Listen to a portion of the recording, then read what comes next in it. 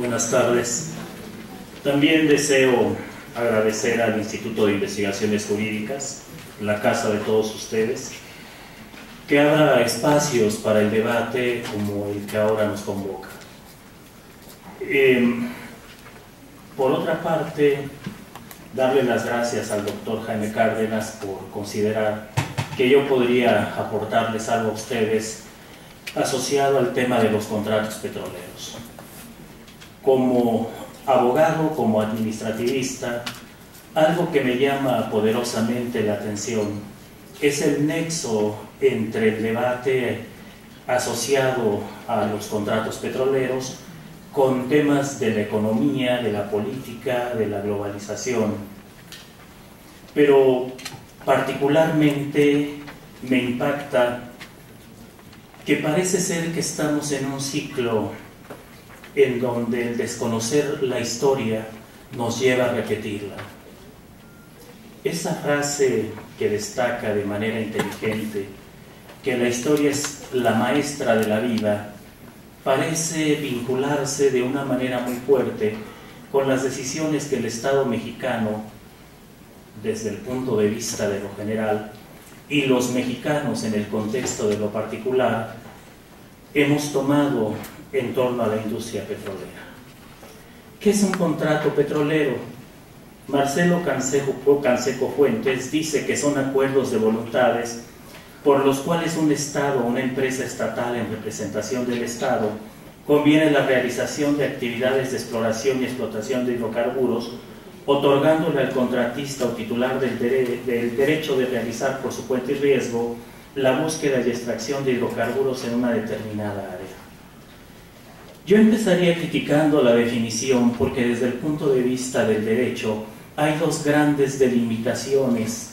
que son básicas para la comprensión de un contrato en esta materia. La primera son todas las disposiciones de carácter administrativo que orientan desde alguna perspectiva el contenido de esta clase de instrumentos, y otra muy distinta se asocia precisamente a las capacidades que tienen las partes de poder negociar las cláusulas del contrato. Si ustedes analizan las leyes reglamentarias del artículo 27 constitucional en el ramo del petróleo, se van a poder dar cuenta cómo hay una serie de disposiciones asociadas a esta clase de contratos, y desde este punto de vista se podrán ustedes dar cuenta que, con independencia de las voluntades de las partes, hay ciertas cláusulas exorbitantes de derecho público que en teoría, por supuesto lo dejo solo en la teoría, no pueden rebasarse por la voluntad de los contratantes. Para dejarlo en términos más llanos, el Estado, en esta clase de instrumentos jurídicos, se transforma en un ejecutor de la ley. Por eso me llama poderosamente la atención que estemos hablando de una negociación de manera franca, como si efectivamente estuviésemos aludiendo a simples acuerdos de voluntades regulados por el derecho civil o por el derecho mercantil. La historia del petróleo en México es bastante amplia. No quiero tocar todo el tema que se asocia a las normas jurídicas que se emitieron desde el siglo XIX. Solo quiero llegar a una serie de modelos jurídicos de contratación petrolera que están presentes en el derecho mexicano. Y un primero de estos es el modelo Porfirio Díaz de explotación petrolera, que básicamente era una concesión, se asociaba a permisos para exploraciones con el objeto de descubrir las fuentes o depósitos de petróleo o carburos gaseosos de hidrógeno, se asociaba también a patentes para hacer las explotaciones de las fuentes o depósitos de petróleo o carburos gaseosos de hidrógeno, y estos permisos podrían concederse a particulares o a compañías debidamente organizadas. Los particulares o las compañías que descubrieran manantiales o depósitos de petróleo o carburos gaseosos de hidrógeno deberían dar aviso a la Secretaría de Fomento, y ella les expedía una patente para que explotaran esas fuentes o esos depósitos. Esas patentes duraban 10 años y, terminado ese plazo, cesaban las franquicias y concesiones otorgadas a los explotadores y se extinguían las obligaciones contraídas. En el artículo 27 de la Constitución del 17 se destaca muy bien lo que quizás sería el punto más conflictivo del tema asociado a los contratos petroleros. Si atendemos a la situación derivada de la jerarquía normativa que supuestamente rige en el orden jurídico mexicano, tenemos que entender que la Constitución como norma suprema orienta desde alguna perspectiva los contextos a partir de los cuales las leyes secundarias pueden establecer normas para asociar esta clase de instrumentos jurídicos y desde esta perspectiva armonizarlos con el propio régimen constitucional. Bueno, todos ustedes conocen evidentemente el contenido del 27 constitucional. Hablaba de el dominio directo de la nación sobre el petróleo y los carburos de hidrógeno, sólidos, líquidos o gaseosos, lo declaraba inalienable e imprescriptible y establecía el régimen de concesiones otorgadas por el gobierno federal a los particulares o a sociedades civiles o comerciales constituidas conforme a las leyes mexicanas, y establecía una condición: que los trabajos regulares para la explotación de los elementos de que se trate se ejecutaran y cumplieran con los requisitos que establecieran las leyes. En 1918, el 27 de febrero, Venustiano Carranza genera un decreto por el cual se establece un impuesto sobre terrenos y contratos petroleros anteriores al 1 de mayo del 17, y decía que esos contratos, en su artículo 15, deberían constar en escritura pública y que solo tendrían validez los celebrados en escritura privada cuando por la cuantía del negocio no reclamen la formalidad de escritura pública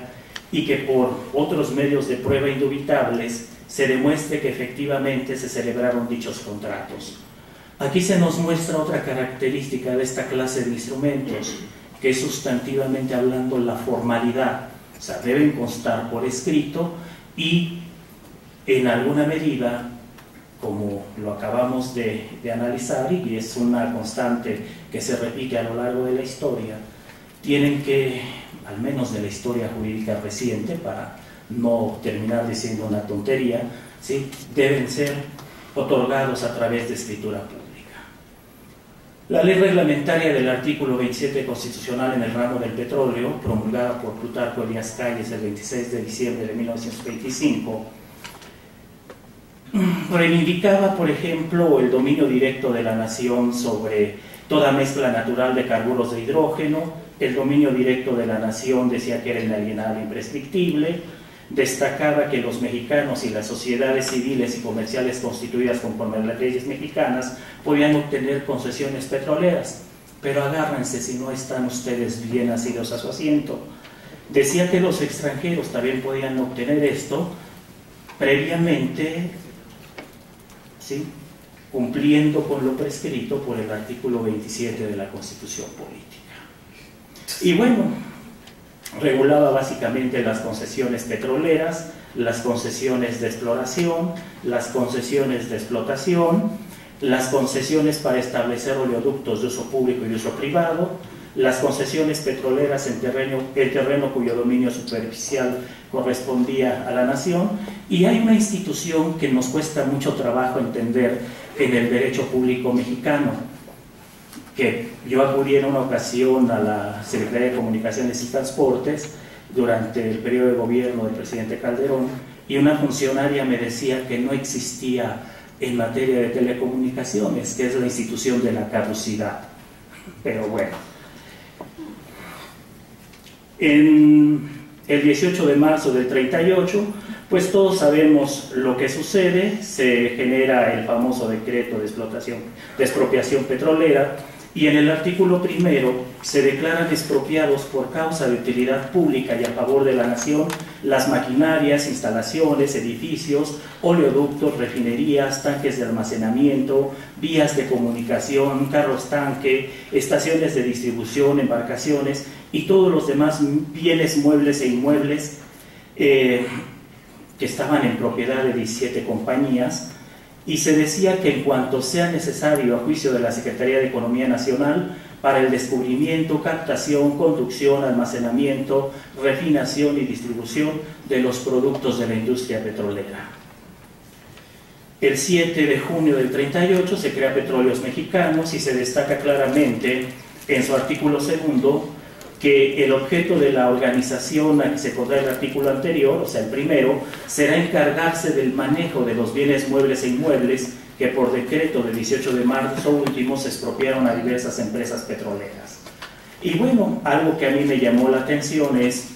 que decía aquí que tendrá facultades para celebrar los contratos y actos jurídicos que se requieran en el cumplimiento de sus fines. En el discurso del general Lázaro Cárdenas del Río, del 1 de septiembre del 40, pues se destacaba todas las diligencias que se habían realizado para el pago a las compañías extranjeras expropiadas. Y algo que a mí me llama la atención es que se destacaba por parte del propio general Cárdenas que el gobierno que presido,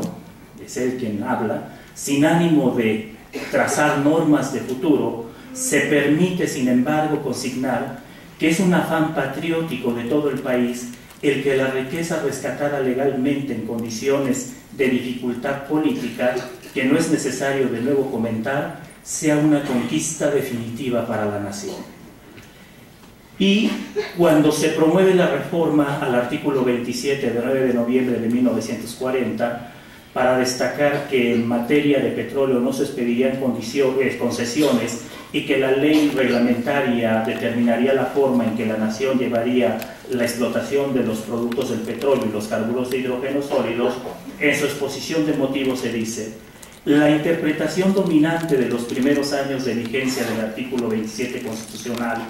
fue en el sentido de que la propiedad nacional sobre el petróleo era simplemente el medio jurídico para permitir una mejor distribución de esa sustancia entre los particulares. Era lo que se conocía como el famoso dominio directo y la capacidad que tenía el Estado de transmitir el dominio directo a los particulares. La ley del petróleo del 25 se destacaba, conservó todavía el principio de la obligatoriedad para la administración pública del otorgamiento de las concesiones ordinarias. Una vez que la nación ha tomado a su cargo directamente el control de las explotaciones, en forma tal que no solo podrá atender las necesidades del país, sino en su mayor parte las de nuestro comercio exterior del petróleo, no se ve motivo para que continúen formándose y vigorizándose intereses privados que, es de presumirse, llegarán a ser, si no antagónicos, a lo menos distintos de los intereses generales, cuya tutela procurará el gobierno con todo empeño y energía. Y sigue afirmando que a eso obedece el propósito del Ejecutivo, de que termine el régimen de las concesiones en rigor y dado el carácter discrecional que para la entrega de la explotación a los particulares ha conservado el artículo 27, carácter discrecional que la Suprema Corte en reiteradas ocasiones ha reconocido así, jurídicamente habría podido en la ley secundaria fijarse el nuevo principio. No se ha decidido el gobierno por este camino en virtud de que él admite que, según testimonios autorizados, los autores del artículo 27 no quisieron que el dominio directo del petróleo se ejercitase excluyendo a los particulares. Piensa el Ejecutivo que una medida de la importancia de la que se proyecta no debe quedar sujeta a las controversias que los interesados muy probablemente provocarán apoyándose en aquellos testimonios. Y esto lo lleva a impulsar esa reforma al 27 constitucional de 40. Cuando se expide la ley reglamentaria del 27 constitucional en el ramo del petróleo del 9 de noviembre del 40, se destaca lo siguiente: el Ejecutivo ha expresado su punto de vista de que la exclusión de los particulares del régimen de concesiones en el artículo 27 fija para la explotación de los recursos naturales de dominio público no implica que la nación abandone la posibilidad de admitir la colaboración de la iniciativa privada, sino simplemente que esa colaboración deberá realizarse en el futuro dentro de formas jurídicamente diversas de la concesión. Reconocida pues la posibilidad de admitir la colaboración de los particulares, el gobierno consideró la conveniencia de fijar líneas generales de un régimen contractual. Y lo que Cárdenas destacaba es la idea de contratista, que era una persona física mexicana o una sociedad constituida íntegramente por nacionales, y en una forma que sea posible en todo instante probar esa circunstancia. Debía acreditar su capacidad técnica y financiera, se le otorgaba una zona de explotación, que era una extensión máxima de terreno susceptible de ser contratado a una misma persona, y en el caso de su utilidad se destacaba que el contratista no adquiría un derecho directo a la explotación del petróleo, sino solo una compensación que era equivalente a las inversiones que efectúe, más la utilidad que razonablemente deberá tener por su inversión y su esfuerzo. Desafortunadamente, este proceso se le da marcha atrás el 18 de junio del 41, durante el gobierno de Manuel Ávila Camacho, con la ley reglamentaria del 27 constitucional en el ramo del petróleo de esa fecha. Ahí ya se permite contratos con particulares o sociedades, se permiten contratos de exploración y explotación, y bueno, vamos avanzando en la historia. Tenemos, por ejemplo, en 1958 la ley reglamentaria que se expide durante el periodo de Adolfo Ruiz Cortines para regular lo asociado al ramo del petróleo. Tenemos más adelante la norma del 95 que se expide durante el gobierno de Ernesto Zedillo, y ahí aparece el tema de la exploración y explotación, que no se permitían contratos en esa materia. Se destacaba que la nación llevaba a cabo la exploración y explotación del petróleo y las demás actividades que se refiere el artículo 3º por conducto de Petróleos Mexicanos o por cualquier otro organismo que en el futuro establezcan las leyes. Se agrega que se consideraban estratégicas en términos del artículo 28 de la Constitución Política de los Estados Unidos Mexicanos estas actividades. El transporte y el almacenamiento y la distribución del gas se permitían a los sectores social y privado, y además se les permitía a estos sectores construir, operar y ser propietarios de ductos, instalaciones y equipos en materia de gas. Se hablaba de los famosos contratos de servicios que aquí ya fueron mencionados, que son los contratos de obras y prestación de servicios. Se hablaba de que el reconocimiento y la exploración superficial de los terrenos para investigar sus posibilidades petrolíferas requería permiso de la Secretaría de Energía, y bueno, se aludía que la materia petrolera era de jurisdicción federal. Se destacaba todo el tema de la industria petrolera y la supletoriedad hacia normas de naturaleza mercantil y civil. Todo esto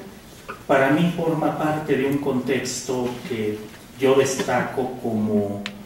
parte de la historia que parece ser que los mexicanos hemos olvidado.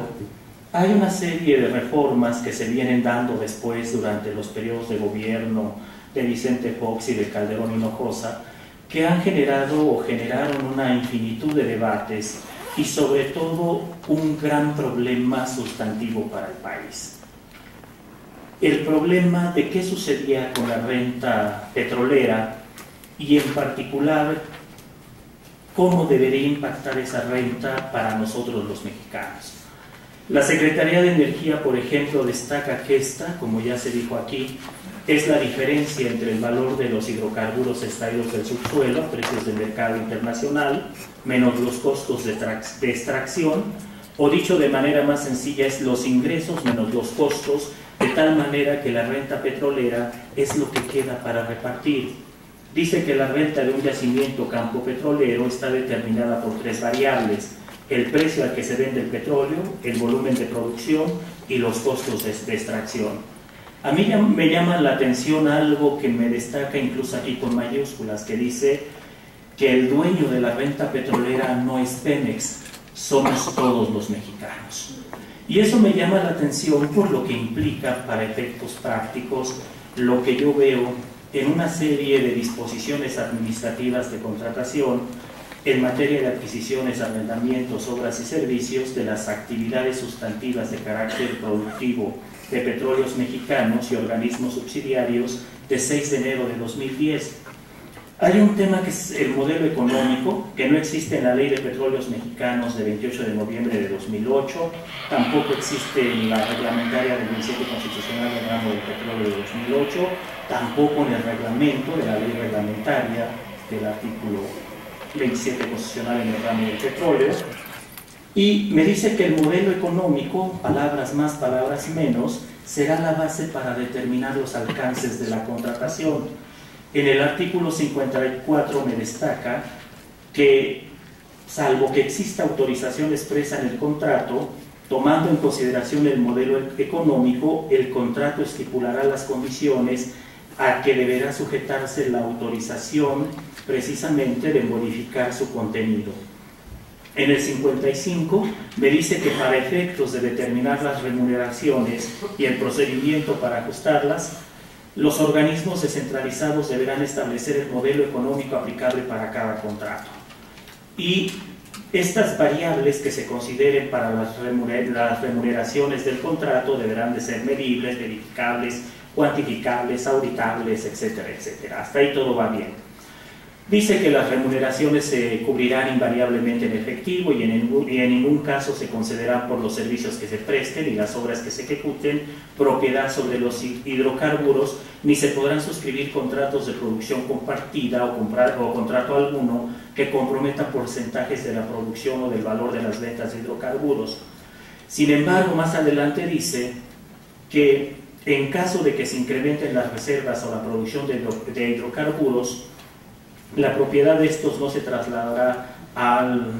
contratista. Sin embargo, podrán servir como elementos para generar modificaciones sustantivas, justificando la razonabilidad de los ajustes de las remuneraciones. Aquí el 56 me habla de ese procedimiento de ajuste de las remuneraciones y me dice que la administración del proyecto justificará esa razonabilidad y que el organismo descentralizado en el 57, con base en el modelo económico, definirá las cláusulas y los términos contractuales y entre estas el F, que son las remuneraciones y su mecanismo de ajuste cuando proceda. Este modelo económico, ¿sí?, debe tomar en consideración la obtención del volumen máximo de petróleo crudo y de gas natural y la rentabilidad medida por campos en el área de trabajo. Además, cualquier otra variable. Hay dos modelos muy claros, delimitados en materia contractual. Están aquellos contratos que se vinculan con exploración y producción y aquellos que se asocian a la Ley de Obras Públicas y Servicios relacionados con la misma y a la Ley de Adquisiciones, Arrendamientos y Servicios del Sector Público.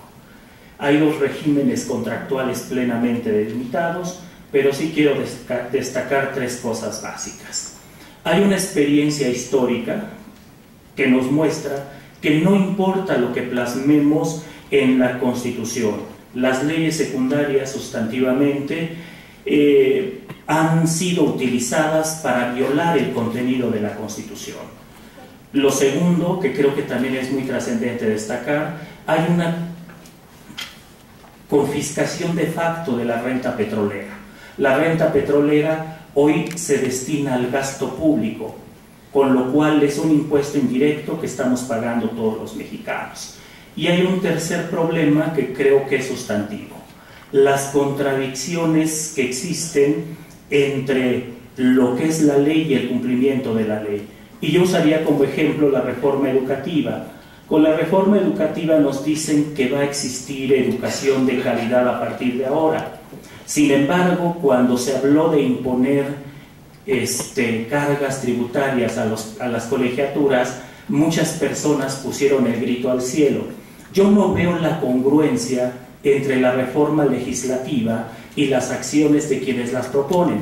porque si efectivamente la reforma educativa nos va a llevar a tener una educación de calidad, pues entonces quienes la propusieron deberían estar sacando a sus hijos de las escuelas privadas y llevándolos a las escuelas públicas. Esa sería la lógica. Y lo mismo sucede en materia petrolera. Quienes proponen en alguna medida estas transformaciones no se están apresurando a pedirnos que nos formemos en una ventanilla para recibir las utilidades del petróleo. Al contrario, nos están diciendo que quienes se van a beneficiar con esto van a ser los entes privados que tengan los elementos o los medios para poder participar en ello. Muchas gracias.